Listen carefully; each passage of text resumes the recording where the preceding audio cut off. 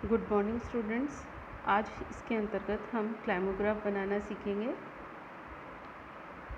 Climograph बनाने के लिए हमें जो आंकड़े चाहिए वो है औसत मासिक आर्द्र बल्ब तापमान और आपेक्षिक आर्द्रता। इन आंकड़ों को हम ग्राफ पेपर के ऊपर अंकित करके क्लाइमोग्राफ बनाते हैं। और सर्वप्रथम हमें क्या करना पड़ेगा कि एक ग्राफ पेपर पर लेकर उसके अंतर्गत हमें उसको बनाना पड़ेगा। सबसे पहले इसके बारे में जान लेते हैं कि ये क्या है। सबसे पहले 20वीं शताब्दी के प्रथम चरण में ग्रिफिथ टेलर जो थे, प्रसिद्ध भूगोलवेत्ता थे, उन्होंने जलवायु संबंधी जो दशाएं हैं उनको दर्शाने के लिए इसका प्रयोग किया। और इन्होंने मानव की शारीरिक क्रियाओं पर तापमान और आपेक्षिक आर्द्रता के प्रभाव को प्रकट करने के लिए यह आलेख बनाया और इसे क्लाइमोग्राफ के नाम से संबोधित किया जाता है और इसे जाना जाता है। और किसी भी क्लाइमोग्राफ को बनाने के लिए सर्वप्रथम हमें क्या चाहिए? ग्राफ पेपर चाहिए। ग्राफ पेपर के ऊपर हम दो अक्ष खींचते हैं, एक क्षैतिज अक्ष और एक ऊर्ध्वाधर अक्ष खींचे जाते हैं। क्षैतिज अक्ष पर हम आपेक्षिक आर्द्रता को दर्शाते हैं और ऊर्ध्वाधर अक्ष पर हम आर्द्र बल्ब तापमान को मापनी, जो हमने अभी आंकड़े मैं आपको आगे दिखाऊंगी, उस पर जो आंकड़े हैं उनको बनाकर ग्राफ पेपर पर हम उसे दर्शाते हैं। और जनवरी फरवरी महीनों के जो नाम हैं वो 12 हैं, तो इसलिए 12 जो विभिन्न महीनों के आंकड़े हैं वो हम इसके अंतर्गत लेंगे, उनको हम अंकित करेंगे और प्रत्येक बिंदु की क्षैतिज और ऊर्ध्वाधर अक्षों से लंबवत दूरियां किसी एक महीने के क्रमशः औसत मासिक आर्द्र बल्ब तापमान और अपेक्षिक आर्द्रता को प्रकट करती है। किसी बिंदु को अंकित करने के तुरंत बाद ही हमें उसके ऊपर उससे संबंधित जो महीनों के नाम हैं वो हमें लिख देने चाहिए, वरना जो ग्राफ है उसमें हमें उन बिंदुओं को पहचानने में भूल होती है। इसलिए हमें जब भी हम बनाएं, जैसे जनवरी के आंकड़ों को लेकर हम समझा दें या बना दें जो हम, तो उसी के साथ ही हमें उस पर उसका नाम अंकित कर देना चाहिए ताकि किसी भी किस्म की हमें त्रुटि या भूल ना हो। और इस तरीके से हम 12 महीनों के अनुसार 12 बिंदु हमारे बनते हैं और इन बिंदुओं को आपस में हम जोड़ देते हैं। अब इसके अलावा और हम बताएंगे कि टेलर ने जो क्लाइमोग्राफ बनाया उसके अंतर्गत उनका मूल उद्देश्य यही रहा कि उष्णकटिबंधीय प्रदेशों के अंतर्गत यूरोप के वासियों को निवास करने की जो विभिन्न संभावनाएं और सीमाएं थी उनको इंगित या उनको प्रकट करना था। और इसके लिए उन्होंने क्लाइमोग्राफ के उत्तर पूर्वी, दक्षिण पश्चिम और उत्तर पश्चिमी कोनों के ऊपर क्रमशः कुछ नाम अंकित किए। ये नाम क्रमशः थे मगी, रॉ, कीन तथा स्कॉर्चिंग। अब ये क्यों लिखे जाते हैं? ये जलवायु की सामान्य दशाओं को प्रकट इनके माध्यम से किया जाता है। और जिसका अर्थ क्या है कि जैसे मगी लिखा है तो मगी का मतलब है उष्ण और आर्द्र, यानी गर्मी, यानी उष्णता भी ज़्यादा है जलवायु के अंतर्गत, आर्द्रता या जैसे हम नमी कहते हैं वो भी ज़्यादा है। तो उसको हम आर्द्र बल्ब तापमान जो है वो 15 डिग्री सेंटीग्रेड से अधिक है और आपेक्षिक आर्द्रता यहाँ पर 70% से अधिक होगी, तब हम उसे मगी की श्रेणी में डालते हैं। फिर इसके पश्चात रॉ जो है, रॉ का मतलब है ठंडी और आर्द्र जलवायु। ठंडी तो है लेकिन साथ ही साथ में उसमें नमी भी मौजूद है, तो आर्द्र बल्ब तापमान जहाँ 4 डिग्री सेंटीग्रेड से कम हो और अपेक्षित आर्द्रता 70% से ज़्यादा हो गई तो वो रॉ, वहाँ पे रॉ लिखा जाएगा। नेक्स्ट है कीन। कीन का मतलब है ठंडी व शुष्क जलवायु। आर्द्र बल्ब तापमान जहाँ 4 डिग्री सेंटीग्रेड से कम हो और अपेक्षित आर्द्रता 40 से कम हो तो वो हमारा कीन के अंतर्गत आएगा। स्कॉर्चिंग के अंतर्गत उष्ण व शुष्क जलवायु यानी आर्द्र बल्ब तापमान हमारा 15 डिग्री सेंटीग्रेड से अधिक हो और अपेक्षित आर्द्रता 40 से कम हो। तो हम इसको और इस ढंग से जो हम ग्राफ बनाएंगे उसमें प्रेजेंट करेंगे तो हमें और अच्छे तरीके से समझ में आएगा। तो इस प्रकार ग्राफ के पेपर के ऊपर चौक बनाए जाते हैं जो उस पर क्लाइमोग्राफ की स्थिति को देखने मात्र से ही किसी भी स्थान की जलवायु के जो विभिन्न लक्षण हैं उनके बारे में हमें ज्ञान प्राप्त हो जाता है, समझ में आ जाता है कि किसी भी स्थान विशेष के ऊपर किस किस्म की जलवायु है।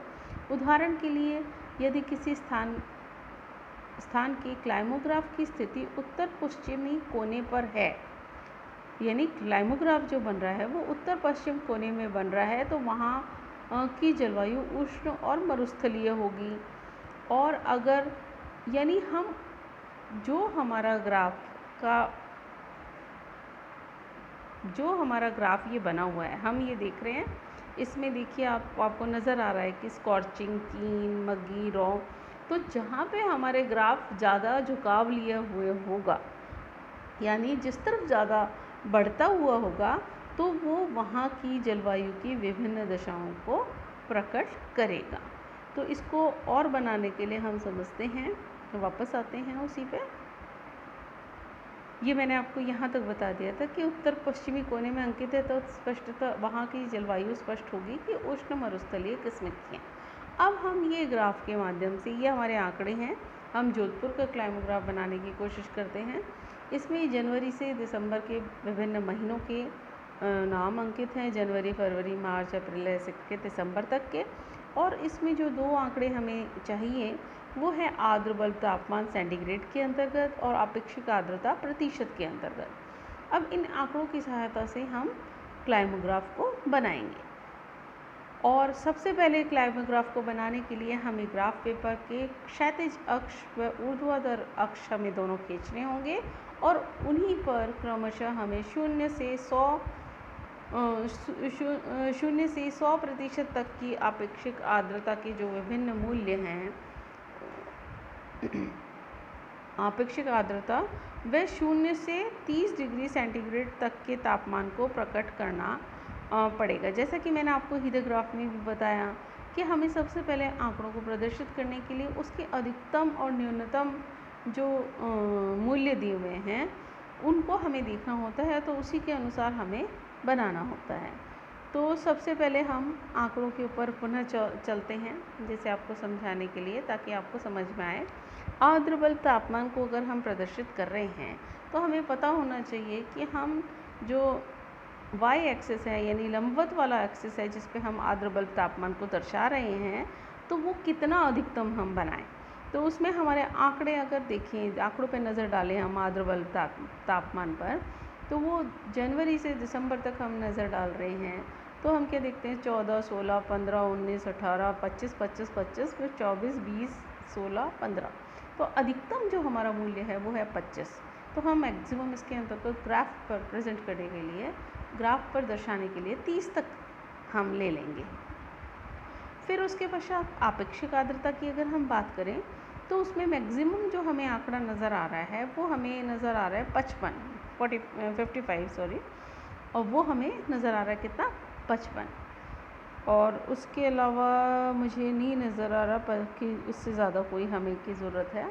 तो 55 के लिए हम ऐसा कर सकते हैं, 60 या 65 तक हम मैक्सिमम इसमें बना सकते हैं, और यानी ये हमें चाहिए ही चाहिए।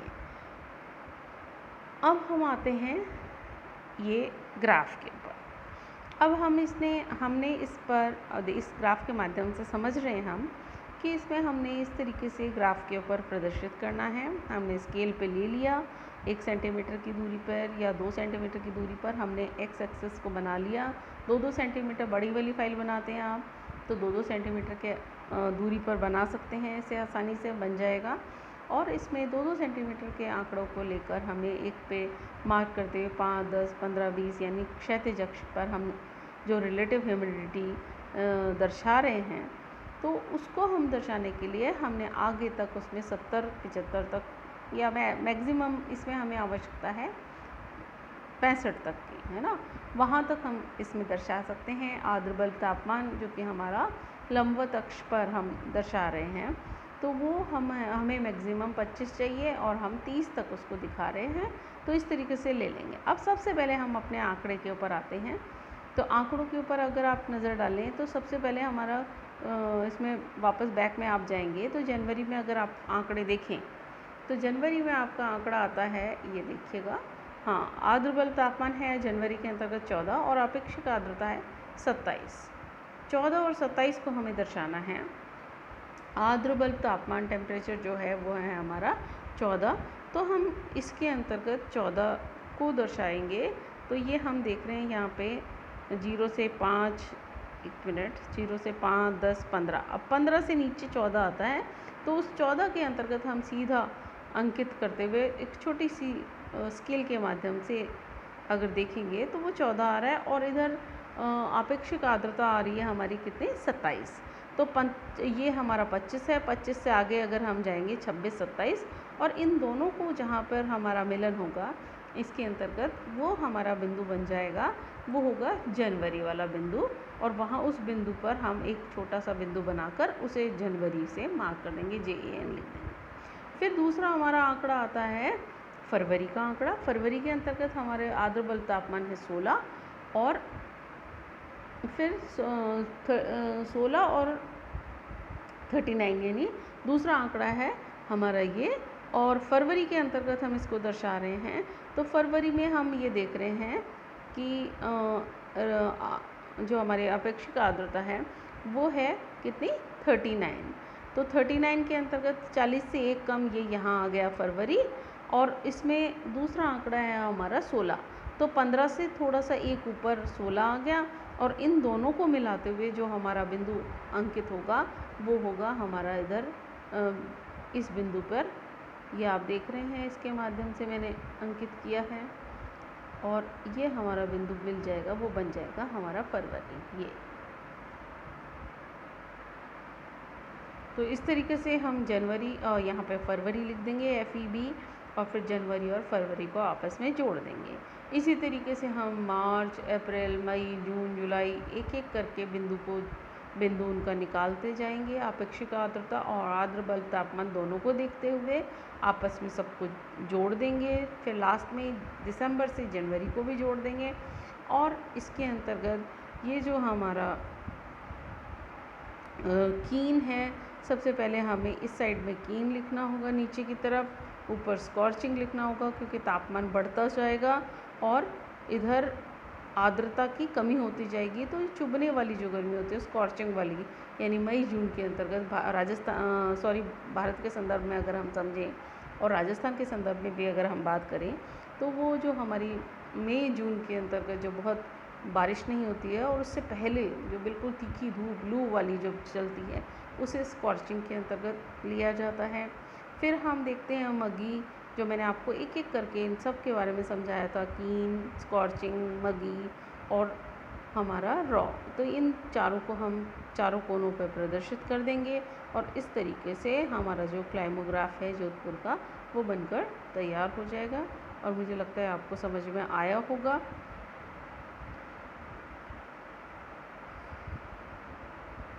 धन्यवाद।